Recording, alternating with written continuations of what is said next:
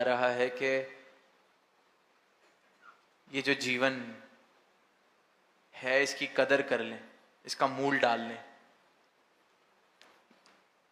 स्वप्न को ही सत्य मान के ये जीवन ना जिया जाए। आंखें खोलकर ये जीवन जीने का अवसर मिला है तो आंखें खोल ली जाएं। कोई और बदलाव की जरूरत नहीं है।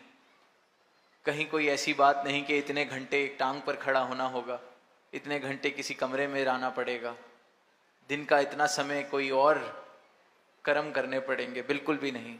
जिसने परमात्मा पाया है फिर उसके कारोबार में भी परमात्मा साथ है।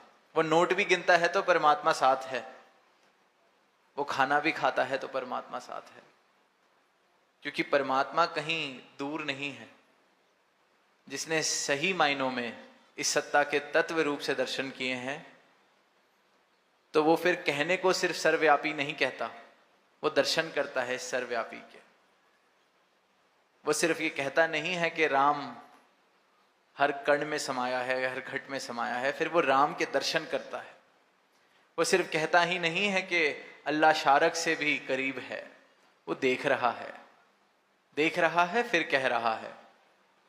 फिर उसके जीवन की अवस्था कबीरदास जी वाली कि कल तक तो तू कहे कागज की लेखी, मैं भी कह रहा था कल तक कागज की लेखी, पर आज गुरु की कृपा हुई है, ये ब्रह्म ज्ञान मिला है, तब तू कहे कागज की लेखी, मैं कहूं आंखन की वेखी। आंखों से देखकर इस परमात्मा को फिर भक्ति की जा सकती है। इसकी जानकारी प्राप्त करके, इसका बोध प्राप्त करके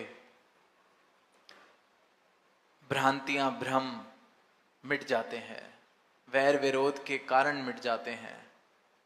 क्योंकि जितने वैर हैं, जितने विरोध हैं, जितनी नफरतें हैं, सिर्फ और सिर्फ अंधकार, जिस अंधकार की वजह से मेरे जीवन में अहंकार है, सिर्फ और सिर्फ वो कारण है इन विपरीत भावों का।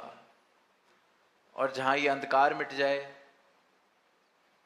उजियारा हो जाए, तो वहां जीवन उज्जवल हो जाता है।